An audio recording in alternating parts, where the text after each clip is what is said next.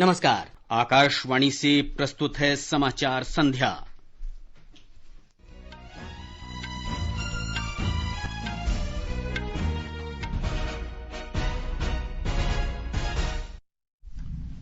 वित्त मंत्री निर्मला सीतारामन ने 20 लाख करोड़ रुपए के आर्थिक पैकेज की तीसरी किस्त की घोषणा की। कृषि और इससे जुड़े कार्यों पर ध्यान दिया गया। किसानों के लिए 1 लाख करोड़ रुपए का कृषि ढांचागत कोष बनाया जाएगा। समुद्री और अंतर्देशीय मत्स्य पालन के लिए 20,000 करोड़ रुपए की प्रधानमंत्री मत्स्य संपदा योजना शुरू की जाएगी। 2 लाख माइक्रो खाद्य उपक्रमों के लिए 10,000 करोड़ रुपए की योजना की घोषणा की गई। ग्रामीण क्षेत्रों के 2 लाख मधुमक्खी पालने वालों के लाभ के लिए 500 करोड़ रुपए आवंटित किए गए। घरेलू उत्पादन लगभग 3 लाख पीपीई और इतने ही N95 मास्क प्रतिदिन तक पहुंचा। म्यांमा ने 22 आतंकी भारत को सौंपे और फसल वर्ष 2019-20 में देश में कुल खाद्यान्न की पैदावार रिकॉर्ड 29 करोड़ 56 लाख 70 हजार टन होने का अनुमान।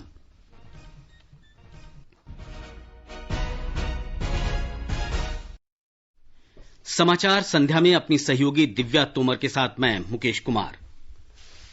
सरकार ने कृषि और संबद्ध क्षेत्रों के लिए 1,63,000 करोड़ रुपए के पैकेज की घोषणा की है।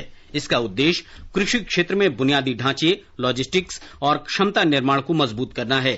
वित्त मंत्री निर्मला सीतारामन ने किसानों के लिए 1 लाख करोड़ रुपए का कृषि ढांचागत कोष बनाने की भी घोषणा की।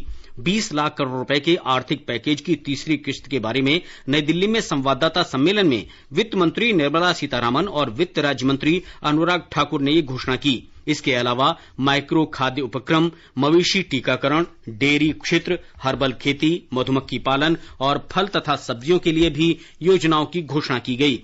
श्रीमती सीतारामन ने बताया कि सरकार किसानों, कृषि उपज संगठनों, प्राथमिक सहकारी संगठनों, कृषि उद्यमियों और कृषि ढांचागत कोष के तहत स्टार्टअप के लिए 1 लाख करोड़ रुपए देगी। ये कोष जल्द बनाया जाएगा। वित्त राज्य मंत्री अनुराग ठाकुर ने माइक्रो खाद्य उपक्रमों के लिए 10,000 करोड़ रुपए की योजना की घोषणा की। इस योजना से 2 लाख माइक्रो खाद्य उपक्रमों को लाभ होगा। सूक्ष्म खाद्य संस्करण इकाइयों के लिए 10,000 करोड़ रुपए की योजना हम ये लेकर आए हैं, जो क्लस्टर बेस्ड अप्रोच होगी। लगभग 2 लाख ऐसी सूक्ष्म खाद्य संस्करण इकाइयों को इससे लाभ मिलेगा। क्लस्टर बेस्ड पे हमने इसलिए कहा कि मान लीजिए कश्मीर में केसर है, नॉर्थ ईस्ट में बैम्बू शूट्स हैं, आंध्रा में चिल्ली है, उत्तर प्रदेश का आम है, तमिलनाडु का टर्मिक है, बिहार का मखाना हो, तो इस सब बातों को लेकर क्लस्टर अप्रोच बनाई जा सकती है। इसके माध्यम से इनकी टेक्नोलॉजी अपग्रेडेशन भी होगी, मार्केटिंग ब्रांडिंग भी होगी। श्री ठाकुर ने बताया कि सरकार प्रधानमंत्री मत्स्य संपदा योजना शुरू करेगी। इसके लिए 20,000 करोड़ रुपए का प्रावधान किया गया है। न्यूनतम समर्थन मूल्य देने के लिए लगभग 74,300 करोड़ रुपया खर्च किया गया, जो सीधा किसानों को गया है। और इसके अलावा जो पीएम किसान योजना है, उसके अंतर्गत 18,700 करोड़ रुपया पिछले 2 महीनों में किसानों के खाते में सीधा डाला गया है। फसल बीमा योजना के माध्यम से भी जो उनके क्लेम्स मिलने थे, वो 6,400 करोड़ रुपए के क्लेम किसानों को मिले हैं। श्रीमती सीतारामन ने बताया कि मवेशियों के टीकाकरण के लिए 13,343 करोड़ रुपए का कोष बनाया गया है। डेयरी प्रसंस्करण के लिए 15,000 करोड़ रुपए के पशुपालन बुनियादी ढांचा कोष की घोषणा की गई है। वित्त राज्य मंत्री अनुराग ठाकुर ने बताया कि हर्बल खेती को बढ़ावा देने के लिए 4,000 करोड़ रुपए के कोष की घोषणा की गई है। हर्बल कल्टीवेशन की प्रमोशन के लिए लगभग 4,000 करोड़ रुपए का प्रावधान इस प्रोजेक्ट के माध्यम से किया जाएगा और 10 लाख हेक्टेयर में इसकी खेती हो पाएगी और इससे 5,000 करोड़ रुपए की आय किसानों की होगी। श्री अनुराग ठाकुर ने बताया कि मधुमक्खी पालन के लिए 500 करोड़ रुपए का आवंटन किया गया है। इससे 2 लाख मधुमक्खी पालकों को लाभ होगा। मधुमक्खी पालन को बढ़ावा देने के लिए 500 करोड़ रुपए की ये योजना लेकर आए हैं और इसके माध्यम से 2 लाख से ज्यादा मधुमक्खी पालकों को उनकी आय में वृद्धि होगी और उपभोक्ताओं को बेहतर शहद भी मिलेगा। सरकार ने सभी फलों और सब्जियों को ऑपरेशन ग्रीन के अंतर्गत लाने की भी घोषणा की है। पहले इसमें टमाटर, प्याज और आलू शामिल थे। इसके लिए 500 करोड़ रुपए की अतिरिक्त राशि दी जाएगी। श्री अनुराग ठाकुर ने बताया कि पूर्णबंदी की 2 महीने की अवधि में किसानों की सहायता के लिए कई कदम उठाए गए हैं। न्यूनतम समर्थन मूल्य देने के लिए लगभग 74,300 करोड़ रुपया खर्च किया गया, जो सीधा किसानों को गया है। और इसके अलावा जो पीएम किसान योजना है, उसके अंतर्गत 18,700 करोड़ रुपया पिछले 2 महीनों में किसानों के खाते में सीधा डाला गया है। फसल बीमा योजना के माध्यम से भी जो उनके क्लेम्स मिलने थे, वो 6,400 करोड़ रुपए के क्लेम किसानों को मिले हैं। असम के मुख्यमंत्री सर्बानंद सोनोवाल ने कहा है कि आत्मनिर्भर भारत अभियान का आर्थिक पैकेज राज्य के सूक्ष्म, लघु और मझोले उद्योगों के लिए लाभप्रद होगा, जो राज्य के उद्योग क्षेत्र की रीढ़ की हड्डी है। श्री सोनोवाल ने गुवाहाटी में संवाददाता सम्मेलन में कहा कि राज्य में 1 लाख से ज्यादा छोटे उद्योग हैं, जो 40 लाख लोगों को प्रत्यक्ष और अप्रत्यक्ष रोजगार उपलब्ध कराते हैं। मुख्यमंत्री ने आत्मनिर्भर भारत अभियान में छोटे उद्योगों की भूमिका का उल्लेख करते हुए कहा कि राहत पैकेज से स्थानीय विनिर्माताओं को बढ़ावा मिलेगा। सार्वजनिक क्षेत्र की कंपनी इंडियन पोटाश लिमिटेड ने पोटाश म्यूरेट की कीमत मौजूदा 19,000 रुपये प्रति टन से घटाकर 17,500 रुपये प्रति टन करने का फैसला किया है। रसायन और उर्वरक मंत्री डीवी सदानंद गौड़ा ने वर्तमान परिस्थितियों में किसानों की सहायता के लिए इसे एक बड़ा कदम बताया है। उन्होंने बताया कि इससे छोटे और मझोले किसानों को बहुत फायदा होगा। इससे कृषि उत्पादन बढ़ेगा और किसानों की आय में वृद्धि होगी। कर्नाटक के मुख्यमंत्री बीएस येदियुरप्पा ने आज राज्य के 10 लाख मक्का किसानों को 500 करोड़ रुपए का वित्तीय पैकेज देने की घोषणा की है। इसके तहत प्रत्येक मक्का किसान को 5,000 रुपए मिलेंगे। उन्होंने एक अन्य घोषणा में कहा कि महामारी के दौरान काम करने के लिए 40,250 आशा कार्यकर्ताओं को 3-3 हजार रुपए दिए जाएंगे। उन्होंने भेड़ और बकरी पालने वाले लोगों को भी 5-5 हजार रुपए की वित्तीय सहायता देने की घोषणा की। मुख्यमंत्री का ये तीसरा वित्तीय पैकेज है। New amendment APMC act will provide an opportunity for farmers to sell their produce directly to any purchase outside the APMC yard or in other APMCs. This will help the farmers in getting remunerative price for their produce. Amendment will not dilute powers of the work of the APMCs. This amendment will indirectly help farmers in double income by 2022, the Prime Minister's dream. Akhil Bharatiya electronic कृषि उपज व्यापार portal e नाम से 18 राज्यों और 3 केंद्र शासित प्रदेशों की 1,000 से अधिक मंडियां जुड़ गई हैं। कृषि मंत्रालय के प्रवक्ता ने बताया कि आज ई नाम प्लेटफॉर्म से 38 अतिरिक्त मंडी जोड़ी गई। देश में कृषि उपज के लिए एक राष्ट्र एक बाजार के रूप में ऑनलाइन मार्केट प्लेटफॉर्म पर मौजूदा मंडियों का नेटवर्क बनाने के उद्देश्य से 2006 में ई नाम की शुरुआत की गई थी। इस ऑनलाइन डिजिटल मंडी का उद्देश्य लेन देन की लागत कम करना और किसानों तथा अन्य संबंधित पक्षों की बाजार तक पहुंच बढ़ाने में मदद करना है। एक राष्ट्र एक बाजार का लक्ष्य किसानों, व्यापारियों और मंडियों को ई नाम पोर्टल के जरिए कृषि उपज की ऑनलाइन खरीद फरोख्त के लिए एक मंच पर लाना है। पिछले 4 वर्ष में 1 करोड़ 66 लाख किसान, 1,31,000 व्यापारी, 73,000 से अधिक कमीशन एजेंट और 1,000 से अधिक किसान उत्पादक संगठन ई नाम से जुड़े हैं। उपभोक्ता कार्य मंत्री रामविलास पासवान ने कहा है कि आत्मनिर्भर भारत अभियान के अंतर्गत राज्यों के प्रवासी मजदूरों को अतिरिक्त खाद्यान्न उपलब्ध कराने के लिए भारतीय खाद्य निगम ने सभी व्यवस्था कर ली है। मई-जून महीने के लिए प्रवासी कामगारों को निःशुल्क खाद्यान्न प्रदान किया जाएगा। एक रिपोर्ट। इस योजना का लाभ उन प्रवासी मजदूरों को मिलेगा जो राष्ट्रीय खाद्य सुरक्षा योजना के दायरे में नहीं है या उनके पास कोई राशन कार्ड नहीं है। इस योजना से लगभग 8 करोड़ प्रवासी मजदूर लाभान्वित होंगे। इस योजना के तहत 8 लाख मीट्रिक टन अनाज और 50,000 मीट्रिक टन चना का आवंटन किया जाएगा। इसके तहत लगभग 3,500 करोड़ रुपए की राशि खर्च की जाएगी, जिसका वहन केंद्र सरकार द्वारा किया जाएगा। इस योजना के क्रियान्वयन की जिम्मेदारी राज्य सरकारों की होगी। पूर्णबंदी के दौरान समाज के विभिन्न वर्गों के लोगों की कठिनाइयों को दूर करने के लिए केंद्र सरकार द्वारा कई कदम उठाए जा रहे हैं। आनंद कुमार, आकाशवाणी समाचार, दिल्ली। केंद्रीय स्वास्थ्य मंत्री डॉक्टर हर्षवर्धन ने आज नई दिल्ली में कोविड-19 के बारे में मंत्री समूह की 15वीं बैठक की अध्यक्षता की। इसमें कोविड-19 की रोकथाम नीति, प्रबंधन पहलुओं और केंद्र तथा विभिन्न राज्यों द्वारा उठाए गए कदमों पर चर्चा की गई। मंत्री समूह को बताया गया कि कोरोना संक्रमण से पीड़ित कुल मरीजों में से 79% रोगी 30 म्यूनिसिपल क्षेत्रों में हैं। प्रवासी मजदूरों के अपने गृह क्षेत्र और विदेशों से भारतीयों के स्वदेश लौटने के कारण राज्यों और केंद्र शासित प्रदेशों के समक्ष आने वाली चुनौतियों पर भी चर्चा की गई। मंत्री समूह को बताया गया कि आज तक कुल 8,694 स्वास्थ्य सुविधा केंद्र काम कर रहे हैं, जिनमें 919 कोविड-19 समर्पित अस्पताल, 2,036 कोविड स्वास्थ्य केंद्र और 5,739 कोविड केयर सेंटर हैं। कोरोना मरीजों के लिए 18,000 से अधिक वेंटिलेटर उपलब्ध हैं। केंद्र सरकार ने राज्यों, केंद्र शासित प्रदेशों और केंद्रीय संस्थानों को 84,22,000 N95 मास्क और करीब 48 लाख पीपीई किट उपलब्ध कराई हैं। देश में इस समय प्रतिदिन लगभग 3 लाख पीपीई किट और लगभग इतने ही N95 मास्क बनाए जा रहे हैं। देश की भविष्य की जरूरतों को पूरा करने के लिए ये पर्याप्त हैं। बैठक में विदेश मंत्री सुब्रमण्यम जयशंकर, नागर विमानन मंत्री हरदीप सिंह पुरी और गृह राज्य मंत्री नित्यानंद राय भी उपस्थित थे। श्रमिक विशेष रेलगाड़ियों से 12 लाख से अधिक यात्री अपने गृह राज्यों में पहुंच गए हैं। रेल मंत्रालय के प्रवक्ता ने कहा है कि अब तक देश के विभिन्न भागों में फंसे लोगों को निकालने के लिए 1,000 से अधिक श्रमिक विशेष रेलगाड़ियां चलाई गई हैं। लॉकडाउन के कारण विभिन्न जगहों पर काम करने वाले मजदूरों, तीर्थयात्रियों, पर्यटकों, विद्यार्थियों और अन्य लोगों को उनके गृह राज्य पहुंचाने के लिए 1 मई से श्रमिक विशेष रेलगाड़ियां शुरू की गई हैं। ये रेलगाड़ियां आंध्र प्रदेश, असम, बिहार, छत्तीसगढ़, जम्मू कश्मीर, झारखंड, कर्नाटक, केरल, मध्य प्रदेश, महाराष्ट्र, ओडिशा, राजस्थान, तमिलनाडु, उत्तर प्रदेश और पश्चिम बंगाल के लिए चलाई जा रही हैं। रेल विभाग रोजाना 4 लाख से अधिक लोगों को निकालने के लिए प्रतिदिन 300 श्रमिक रेलगाड़ियां चलाने के लिए तैयार है।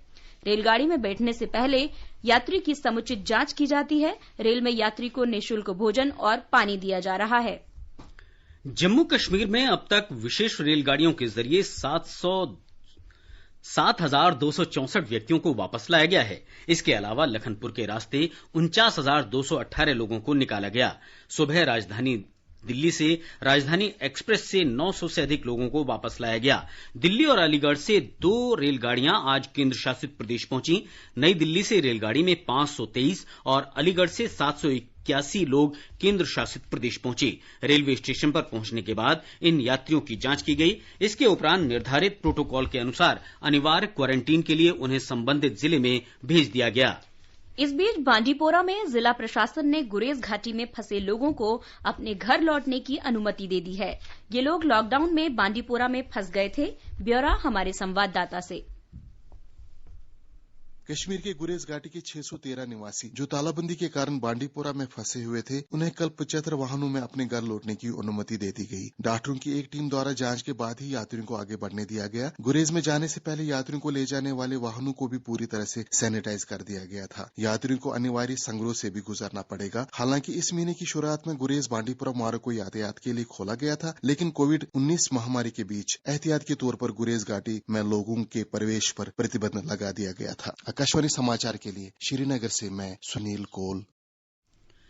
केंद्र सरकार ने पूर्णबंदी के दौरान यात्रियों को रेलवे स्टेशन तक पहुंचाने के लिए राज्यों और केंद्र शासित प्रदेशों को विशेष बस चलाने की अनुमति दे दी है। गृह मंत्रालय ने कहा है कि मानक संचालन प्रक्रिया के अंतर्गत ई टिकट की पुष्टि के आधार पर रेलवे स्टेशन से निवास तक यात्रियों को लाने ले जाने की अनुमति दी जाएगी। गृह मंत्रालय ने कहा है कि ऐसे रेलवे स्टेशनों से विशेष बसें चलाने की अनुमति दी गई है जहां सार्वजनिक या निजी परिवहन उपलब्ध नहीं है। गृह मंत्री अमित शाह ने कहा है कि नरेंद्र मोदी सरकार का मानना है कि भारत का कल्याण किसानों के कल्याण में निहित है। उन्होंने कहा कि किसानों के लिए दी गई सहायता किसानों को सशक्त बनाकर देश को आत्मनिर्भर बनाने की प्रधानमंत्री की दूरदर्शिता को दर्शाती है। पूर्णबंदी में किसानों और श्रमिक वर्ग के लोगों को कोई परेशानी न हो, इसके लिए विभिन्न कल्याणकारी योजनाओं के तहत सहायता प्रदान की जा रही है। रामनाथ पांडे ने बताया है कि उन्हें सरकार की किसान सम्मान निधि योजना के तहत वित्तीय सहायता मिली है। मैं रामनाथ पांडे, मैं गांव का एक किसान हूं। बिंजी गांव हमारा घर है, रामपुर पंचायत सोढ़ा थाना क्षेत्र के अंतर्गत। मुझे किसान सम्मान निधि योजना के तहत 2,000 रुपया मेरे खाते में प्राप्त हुआ है। पहले हम कभी किसान सोचे नहीं थे कि किसान के लिए भी सरकार कोई योजना चलाएगी इस तरह की कि डायरेक्ट उनके खाते में सम्मान के रूप में कुछ राशि आएगा। और जब पहली बार मेरे खाते में 2,000 रुपया आया तो मुझे लगा कि सरकार अब किसान के लिए भी चिंता कर रही है। ये समाचार हमारी वेबसाइट newsonair.com/hindi और हमारे mobile app news on AIR पर भी उपलब्ध हैं। ये आकाशवाणी है। आगे बढ़ने से पहले मुख्य समाचारों पर एक नजर।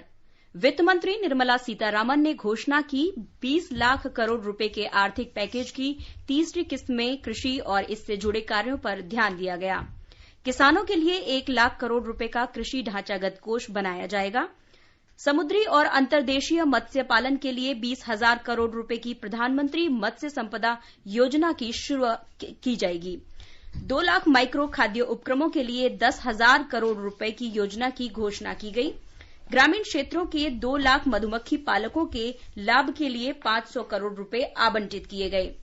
देश में प्रतिदिन लगभग 3 लाख पीपीई और इतने ही N95 मास्क का उत्पादन। म्यांमार ने 22 आतंकी भारत को सौंपे और फसल वर्ष 2019-20 में देश में कुल खाद्यान्न की पैदावार रिकॉर्ड 29 करोड़ 56 लाख 70 हजार टन होने का अनुमान। वंदे भारत मिशन के तहत अब तक कुल 56 उड़ानों से 12 देशों से भारतीय नागरिकों को वापस लाया गया। मिशन का दूसरा चरण कल से शुरू हो रहा है, जो 22 मई तक चलेगा। इस चरण में 31 देशों में फंसे प्रवासी भारतीयों को स्वदेश लाया जाएगा। इसके लिए 149 उड़ानें संचालित की जाएंगी, जिनमें फीडर उड़ानें भी शामिल हैं। इस चरण में 18 अन्य देशों से प्रवासियों को वापस लाया जाएगा। हमारे संवाददाता ने बताया है कि अब तक 1,88,000 प्रवासी भारतीयों ने वापसी के लिए पोर्टल पर अपना नाम दर्ज कराया है। वंदे भारत मिशन का दूसरा सप्ताह अधिक व्यापक होगा। इसमें उन भारतीय नागरिकों को विदेशों से लाया जाएगा जो संकट में हैं और अपनी नौकरियां खो चुके हैं। ऐसे लोगों में प्रवासी कामगार भी शामिल हैं। इसके अलावा अल्पावधि वीजा की समाप्ति के कारण फंसे लोगों, आपातकालीन चिकित्सा का सामना कर रहे भारतीयों, गर्भवती महिलाओं और बुजुर्गों को प्राथमिकता दी जाएगी। यात्रा का खर्च यात्रियों को ही वहन करना होगा। इस महीने की 7 तारीख को वंदे भारत मिशन का पहला चरण शुरू हुआ था। इसके तहत 12 देशों से 15,000 भारतीय नागरिकों को वापस लाने के लिए एक विस्तृत योजना बनाई गई थी, जो कि कोरोना वायरस फैलने के कारण फंसे हुए थे। सुपर्णा सेकिया के साथ भूपेन्द्र सिंह, आकाशवाणी समाचार, दिल्ली। समुद्र सेतु अभियान के अंतर्गत भारतीय नौसेना का पोत INS जलाश्व आज मालदीव की राजधानी माले से फिर समुद्री यात्रा प्रारंभ कर केरल और लक्षद्वीप के लगभग 700 निवासियों को वापस ला रहा है। इससे पहले जलाश्व रविवार को 698 भारतीय नागरिकों को कोच्चि लेकर आया था। एक और पोत INS मगर 202 भारतीयों को लेकर रविवार को कोच्चि पहुंचा था। माले में भारतीय उच्चायोग ने बताया कि मालदीव में फंसे भारतीयों को विमान से वापस भेजने के लिए नई दिल्ली, बेंगलुरु, मुंबई और चेन्नई के लिए उड़ानें तय की जा रही हैं। इस बीच विदेश मंत्रालय ने स्पष्ट किया है कि राज्यों के बीच कोई भेदभाव नहीं किया जा रहा है। मंत्रालय के प्रवक्ता अनुराग श्रीवास्तव ने कहा कि सरकार का वंदे भारत मिशन पश्चिम बंगाल सहित विदेश में फंसे सभी भारतीय नागरिकों के लिए है। उन्होंने बताया कि विश्व के विभिन्न भागों में 3,700 से अधिक भारतीय नागरिकों ने स्वदेश वापसी के लिए पंजीकरण कराया है। केरल में कोविड-19 महामारी की रोकथाम के उपायों के दूसरे चरण में आज से मिशन ग्रैंड केयर नाम का एक अभियान शुरू हो रहा है। हमारी संवाददाता ने बताया है कि इसका उद्देश्य समूचे राज्य में बुजुर्गों की देखभाल के संदेश का प्रसार करना है। कुटुंबश्री मिशन के तहत वयोवृद्ध लोगों की देखभाल और सुरक्षा के बारे में जागरूकता फैलाने का विशेष प्रयास किया जा रहा है। कुटुंबश्री महिलाओं का एक स्वयं सहायता समूह है जो कोविड-19 के बारे में जागरूकता बढ़ाने संबंधी गतिविधियों का मुख्य स्तंभ रहा है। इसके विशाल नेटवर्क का उपयोग कोविड महामारी के प्रति बुजुर्गों की संवेदनशीलता के बारे में लोगों को जागरूक बनाने के लिए किया जा रहा है। स्वयं सहायता समूह के कार्यकर्ता लोगों को एक दूसरे के साथ संपर्क में आते समय दूरियां बनाए रखने और महामारी के प्रकोप वाले स्थानों से लौटे लोगों को क्वारंटीन में रखने के बारे में बताएंगे। इस विशेष अभियान का उद्देश्य अपने और दूसरे के साथ साथ बुजुर्गों की हिफाजत को प्राथमिकता देकर समाज में बदलाव लाना है। अभियान ऐसे समय चलाया जा रहा है जब विदेशों और अन्य स्थानों से लौटने वालों की वजह से केरल में महामारी से संक्रमित लोगों की संख्या बढ़ रही है। तिरुवनंतपुरम से मयूषा की रिपोर्ट के साथ समाचार कक्ष से निखिल कुमार। गुजरात के सूरत में हथकरघा क्षेत्र की इकाइयों में धीरे धीरे कामकाज शुरू हो रहा है। शहर में 6.5 लाख कपड़ा बनाने की इकाइयां हैं। इनमें से 2,000 इकाइयों में उत्पादन शुरू हो गया है। ब्यौरा हमारी संवाददाता से। सूरत का मानव निर्मित कपड़े का क्षेत्र प्रतिदिन 3 करोड़ मीटर कपड़े का उत्पादन करता है। लॉकडाउन और प्रवासी श्रमिकों के वापस जाने से यह उद्योग सबसे ज्यादा प्रभावित हुआ था। शहर में अधिक से अधिक बुनाई इकाइयां वापस खुल रही है, जिससे धीरे धीरे यह उद्योग पुनर्जीवित हो रहा है। Federation of Surat textile traders association के अध्यक्ष चंपालाल बोथरा ने आकाशवाणी से बात करते हुए कहा कि 2000 से अधिक इकाइयों का संचालन शहर में फिर से शुरू हुआ है, लेकिन आर्थिक गतिविधियां बाजार खुलने के बाद ही शुरू होगी। इस बीच सूरत में आई सचिन जीआईडीसी के सेक्रेटरी मयूर गोलावाला ने कहा है कि जीआईडीसी क्षेत्र में 15 से अधिक पावरलूम यूनिट्स ने कल लगभग 30% मजदूरों के साथ परिचालन फिर से शुरू किया है। उन्होंने उम्मीद जताई कि प्रवासी श्रमिक औद्योगिक गतिविधियों की बहाली के साथ शहर वापस लौटेंगे। सूरत से लोपा दरबार के साथ अहमदाबाद से मैं अपर्णा खूंट। महाराष्ट्र में कोरोना वायरस के संक्रमण के चलते प्रधानमंत्री उज्ज्वला योजना के लाभार्थियों को सिलेंडर रिफिल के लिए कतार में खड़े होने की आवश्यकता नहीं होगी। हमारी संवाददाता ने बताया कि पुलठाना जिले में इस योजना से करीब 1.7 लाख परिवारों को लाभ मिल रहा है। महाराष्ट्र के पुलठाना जिले में प्रधानमंत्री उज्ज्वला योजना का लाभ करीब 1.7 लाख परिवारों को मिल रहा है। सरकार द्वारा जारी आंकड़ों के अनुसार अप्रैल और मई के महीने में 1,68,000 लाभार्थियों को एलपीजी सिलेंडर का रिफिल दिया गया। इन लाभार्थियों को जून के महीने में भी मुफ्त रिफिल दी जाएगी। कोरोना वायरस के संक्रमण के चलते लाभार्थियों को कतार में खड़े होने की आवश्यकता नहीं होगी और सिलेंडर सीधे उनके घरों में पहुंचा दिए जाएंगे। दूसरी ओर एनसीपी प्रमुख शरद पवार ने प्रधानमंत्री नरेंद्र मोदी को एक पत्र लिखकर लॉकडाउन के चलते चीनी उद्योग को नुकसान से उभारने की बात कही है। इसी बीच कोरोना वायरस के बढ़ते मामलों को देख मुंबई नागरिक निकाय ने कोविड रोगियों की देखभाल में सुधार के लिए सीसीआई यानी कोरोना केयर सेंटर 1 की क्षमता बढ़ाने का फैसला किया है। कुणाल शिंदे के साथ मैं निशा रानी, आकाशवाणी समाचार, मुंबई। मध्य प्रदेश में विभिन्न प्रदेशों से अब तक कुल 3,12,000 प्रवासी मजदूर वापस लौटे हैं। इनमें से 86,000 मजदूर 72 ट्रेनों के माध्यम से प्रदेश वापस लौटे हैं, जबकि 2,26,000 मजदूर बसों या परिवहन के अन्य साधनों से आए हैं। राज्य सरकार इन श्रमिकों को प्रदेश में रोजगार उपलब्ध कराने के लिए हर संभव प्रयास कर रही है।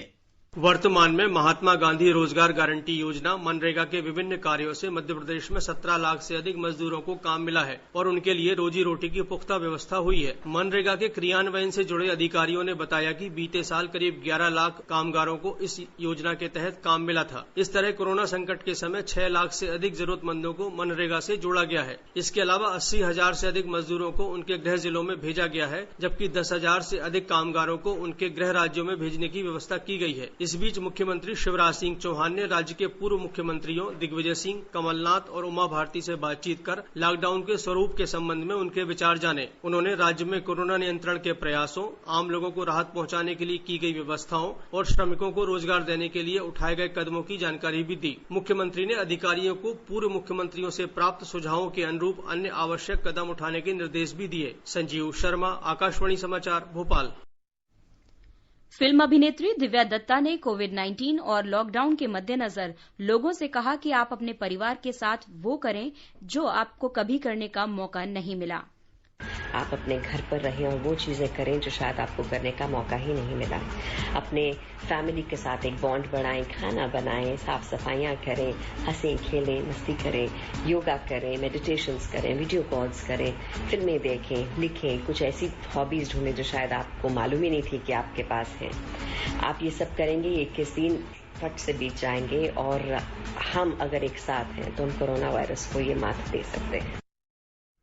आकाशवाणी पर विशेषज्ञों की सलाह के तहत कोविड-19 महामारी के बारे में प्रमुख विशेषज्ञों की राय प्रसारित की जाती है। इस कड़ी में नीति आयोग में स्वास्थ्य संबंधी विभाग के सदस्य डॉक्टर वीके पॉल ने आकाशवाणी से बातचीत में प्रत्येक नागरिक से आग्रह किया है कि नोवल कोरोना वायरस के संक्रमण की कड़ी तोड़ने के लिए सुरक्षित दूरी का पालन करें। ये एब्सोल्युटली जरूरी है कि सोशल डिस्टेंसिंग को हम परफेक्ट करें और इसीलिए जो देशव्यापी लॉकडाउन हो रहे हैं उसी को संभव करने के लिए ये कोशिश करी जा रही है। अगर हम अपने आप को डिसिप्लिन करेंगे, अपने आप संयम बरतेंगे तो हम इस वायरस की ट्रांसमिशन चेन को तोड़ने में सफल होंगे। आकाशवाणी का समाचार सेवा प्रभाग आज अपने फोन इन कार्यक्रम में कोरोना संक्रमण पर एक विशेष परिचर्चा प्रसारित करेगा। ये कार्यक्रम आज रात 9:25 से FM गोल्ड और अतिरिक्त चैनलों पर सुना जा सकता है। श्रोता स्टूडियो में सीधे फोन कर विशेषज्ञ से सवाल पूछ सकते हैं। नंबर है 011-233-144। हमारा टोल फ्री नंबर है 1800-115767।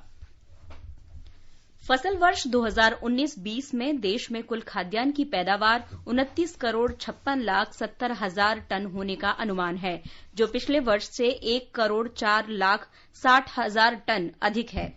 कृषि मंत्रालय ने 2019-20 की प्रमुख फसलों की पैदावार का तीसरा अग्रिम अनुमान जारी करते हुए ये जानकारी दी। वर्ष 2019-20 के दौरान चावल की पैदावार लगभग 11,80,00,000 टन होने का अनुमान है। इसके अलावा इस अवधि में गेहूं की पैदावार रिकॉर्ड 10,70,00,000 टन से अधिक होने का अनुमान लगाया गया है। वर्ष 2019-20 में दालों की कुल पैदावार 2,30,00,000 टन से ज्यादा होने की संभावना है। मंत्रालय ने कहा कि जून से सितंबर 2019 की अवधि में मानसून में कुल वर्षा दीर्घकाल के औसत से 10% से ज्यादा रही है। वर्ष 2019 के दौरान ज्यादातर फसलों की पैदावार अनुमानित पैदावार से अधिक रही है। म्यांमार की सेना ने आज भारत को पूर्वोत्तर भारत से 22 उग्रवादी सौंपे। इनमें UNLF और NDFB के बड़े कमांडर शामिल हैं। इनमें से अधिकतर उग्रवादी असम और मणिपुर से हैं। म्यांमार की सेना ने म्यांमार में अलगाववादी संगठनों के खिलाफ भारत और म्यांमार की संयुक्त कार्रवाई के तहत इन उग्रवादियों को भारत को सौंपा है। इन उग्रवादियों को विशेष विमान से लाया गया है। ये समूची कार्रवाई राष्ट्रीय सुरक्षा सलाहकार अजीत डोभाल के नेतृत्व में की गई। रक्षा मंत्री राजनाथ सिंह ने घरेलू रक्षा और एरोस्पेस विनिर्माण को बढ़ावा देने के लिए रक्षा जांच अवसंरचना योजना की मंजूरी दे दी है। इस क्षेत्र के लिए अत्याधुनिक जांच अवसंरचना के लिए 400 करोड़ रुपए का प्रावधान किया गया है।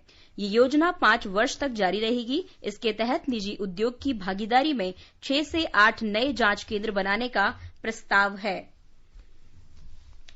अब देश भर की मौसम की जानकारी। राष्ट्रीय राजधानी में आज अधिकतम तापमान 39 डिग्री सेल्सियस रहा और बादल छाए रहे। शहर में न्यूनतम तापमान 24 डिग्री सेल्सियस दर्ज किया गया। मुंबई में आसमान साफ रहा, लेकिन दोपहर बाद आंशिक रूप से बादल छा गए। शहर में अधिकतम तापमान 36 डिग्री सेल्सियस और न्यूनतम तापमान 27 डिग्री सेल्सियस रहा। कोलकाता में अधिकतम तापमान 38 डिग्री सेल्सियस और न्यूनतम तापमान 28 डिग्री सेल्सियस रहा। शहर में आंशिक रूप से बादल छाए रहे। चेन्नई में बादल छाए रहे और हल्की बरसात हुई। शहर में अधिकतम तापमान 36 डिग्री सेल्सियस और न्यूनतम तापमान 28 डिग्री सेल्सियस रहा। जम्मू में आंशिक रूप से बादल छाए रहे और अधिकतम तापमान 33 डिग्री सेल्सियस दर्ज किया गया। न्यूनतम तापमान 18 डिग्री सेल्सियस रहा। श्रीनगर में आंधी के साथ बरसात हुई और अधिकतम तापमान 19 डिग्री सेल्सियस और न्यूनतम तापमान 10 डिग्री सेल्सियस रहा। गिलगित में भी आंधी के साथ बरसात होने का अनुमान है। शहर का अधिकतम तापमान 23 डिग्री सेल्सियस और न्यूनतम तापमान 14 डिग्री सेल्सियस रहा।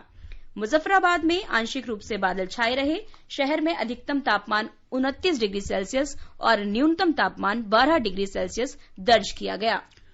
दक्षिण पूर्व बंगाल की खाड़ी और इसके पड़ोस में कम दबाव का क्षेत्र बन रहा है। इसे कल देखा गया था, जो आज तक बना हुआ है। भारतीय मौसम विभाग ने चेन्नई में जारी एक बुलेटिन में बताया है कि इसके आज रात और घना होने की संभावना है और ये कल रात तक चक्रवाती तूफान में बदल सकता है। रविवार तक ये उत्तर पश्चिम दिशा की ओर बढ़ेगा और बाद में ये पूर्वी उत्तर दिशा में चला जाएगा। केंद्र शासित प्रदेश लद्दाख में करगिल कोविड मुक्त जिला बन गया है। करगिल के समर्पित कोविड-19 अस्पताल से 2 रोगियों के ठीक हो जाने के बाद ये घोषणा की गई। इन दोनों के अलावा 6 संदिग्ध संक्रमित लोगों को भी अस्पताल से छुट्टी दे दी गई है। करगिल को दूसरी बार कोविड-19 मुक्त घोषित किया गया है। अंत में मुख्य समाचार एक बार फिर। वित्त मंत्री निर्मला सीतारामन ने 20 लाख करोड़ रुपए के आर्थिक पैकेज की तीसरी किश्त की घोषणा की। कृषि और इससे जुड़े कार्यों पर विशेष ध्यान दिया जाएगा। किसानों के लिए 1 लाख करोड़ रुपए का कृषि ढांचागत कोष बनाया जाएगा। समुद्री और अंतर्देशीय मत्स्य पालन के लिए 20,000 करोड़ रुपए की प्रधानमंत्री मत्स्य संपदा योजना शुरू की जाएगी। 2 लाख माइक्रो खाद्य उपक्रमों के लिए 10,000 करोड़ रुपए की योजना की घोषणा। ग्रामीण क्षेत्रों के लिए 2 लाख मधुमक्खी पालकों के लाभ के लिए 500 करोड़ रुपए आवंटित किए गए। देश में प्रतिदिन लगभग 3 लाख पीपीई और इतने ही N95 मास्क का उत्पादन।